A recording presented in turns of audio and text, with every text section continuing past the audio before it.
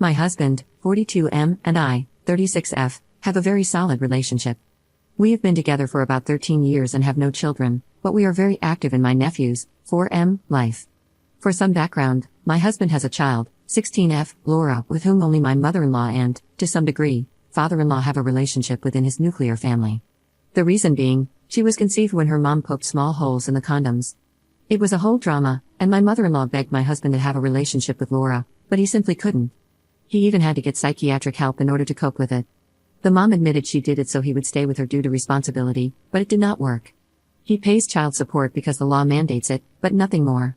I didn't hear about this news from my husband but from my mother-in-law, and she emphasized that she liked me a lot and hoped I would be a good enough person to foster a relationship between my husband and Laura. I was flabbergasted and asked my now husband about it because my mother-in-law made it seem so different than the truth. He explained he was going to tell me before we moved in together, and to be fair, he kind of had already given me little bits of information here and there. He explained the whole situation and even told me I could go to therapy with him and see the psychiatric information if I wanted, but things were not as my mother-in-law said. His sister confirmed this as well and explained that this issue was the reason she was not as close to her parents anymore. Things went okayish for some time, and even the wedding went without issues. We all have several boundaries, and my mother-in-law more or less respects them, although she still has constant communication with Laura and her mom. We have had several cycles of very low contact with her. But things went into overdrive once my sister-in-law got pregnant with Mark. My mother-in-law started telling everybody it was not her first grandchild and all that cryptic stuff. My husband was so uncomfortable about it. She pushed for Laura to be involved in birthday parties, christenings, etc., but we all said no. She also invited both of them to her birthday party a couple of times, and we simply did not attend.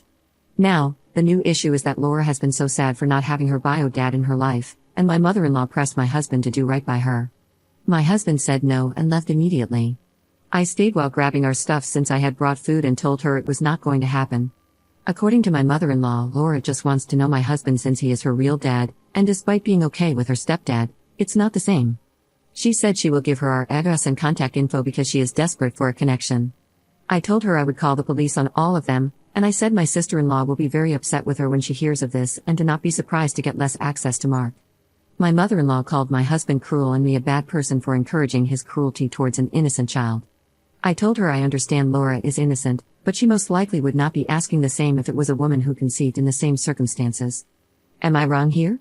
Edit. I thank you all for your opinions, even if you say we are monsters or cruel. I'm trying to keep up, but I think I need to clarify some things.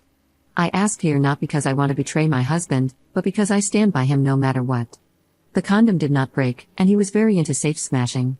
She assured him she was on the pill, but he wanted to be safer by using condoms. Yes, she admitted to poking holes when he asked her if she would consider fetus deletus and if not, if they could co-parent because he really didn't want a relationship anymore. She admitted to it, and my mother-in-law knows all of this. She is not in jail because my mother-in-law begged my husband not to report it, and he just wanted it all over. My father-in-law is like Switzerland now. At the beginning, he was up in arms until my sister-in-law asked him if he would feel the same if it happened to her. My mother-in-law is on thin ice with my sister-in-law since she introduced Mark to Laura on the zoo outing without consulting my sister-in-law first. My mother-in-law is not allowed alone time with Mark anymore.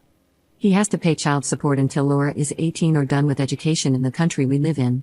He already made sure to make a will leaving her the minimum allowed by law, since you can't disinherit children in the country, but you can leave them the least amount. My mother-in-law is very distraught at this since he had me and Mark as the main beneficiaries. My husband does not want to meet Laura, give her a letter, etc. I'm not going to make him do that. I do believe my mother-in-law is pushing harder since Mark was born because my husband is amazing with him. We even took him on a trip recently, and we are very loving towards him. We also spend a bunch on him because we want to. We own our place, but it's all in my name for obvious reasons. I don't know if Laura knows, but I would never tell her because it is not my place. And despite everything, I think it is horrible to learn and worse from someone you don't even know. Update 1. I want to thank everybody who took the time to reply, even if it was against us. You gave us the push we needed to clear the situation. I am sorry this is long. I showed my husband the post, and after spending a long time reading the comments, he decided enough was enough. Yesterday morning, he texted my sister-in-law and mother-in-law, telling them he would like to meet and have this over with. My mother-in-law said we could do it in the afternoon and that Laura was coming too. We all said okay. My sister-in-law and brother-in-law met us at the door because they didn't want to go in before us. It was really tense from the beginning. Laura tried to hug everybody, but we asked her not to. Then she tried to hug my husband, and he was slightly less polite and asked her to not touch him. My mother-in-law was very cheerful somehow, and my father-in-law was just offering everybody drinks and snacks. He was like living in his own reality. We sat down, and after what felt like the longest 5 silent minutes of my life, my husband turned to Laura and asked her if she could please leave him alone. Laura responded that he was her dad, and she would need his support when she goes to uni since she was planning to move to our city, and it was very expensive and hard to find a place.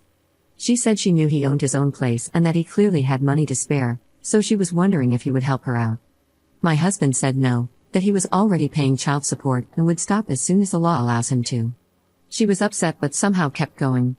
She turned to me and said that at the end of the day, what is my husband's will go to her, since my mother-in-law explained the inheritance laws to her, and she wanted to be on good terms with me for when we need to decide what to do with the house, etc. I just told her not to worry because the house is in my name only, and there is already a will covering it all. My mother-in-law knew about the will but not the house situation. Laura was a bit taken aback and looked at my mother-in-law as if asking for help. She said that even if there's no future money, she thought my husband was unfair to her, that she used to think he simply didn't want to be a dad, but he is amazing with Mark, and we even take him on trips. My sister-in-law asked her point blank if she knew how she was conceived, and she does.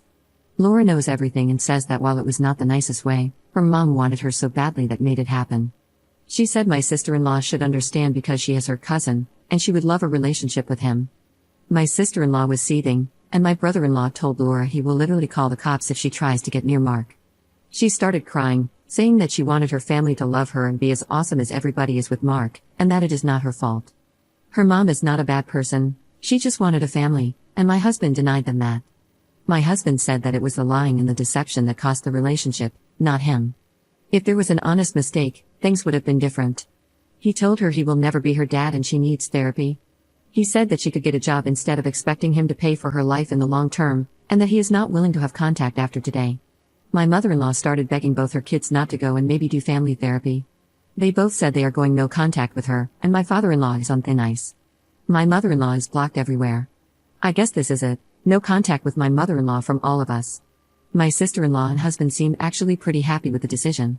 We had dinner together, and the topic was dropped after a couple of minutes, and we focused on other stuff. I'm sorry there is no Disney ending, but this is for the best, and I still support my husband's mental health above all. Edit. I think I would like to play a little devil's advocate regarding the money. When Mark was born, we started being very active in his life. We have yearly passes to the zoo, get him nice things, pick him up from daycare twice a week, took him to Disneyland Paris, etc. I believe my mother-in-law was showing her pictures, and that is why it came out like this, or at least it is my assumption of it. Her mom is not poor by any means, but she does have 2 other kids. Our city is very popular for student life, which makes it that much more expensive. My husband and I are not interested in having children of our own, we simply are ambivalent about the issue. I know it might have made my mother-in-law even more eager to have a relationship with Laura.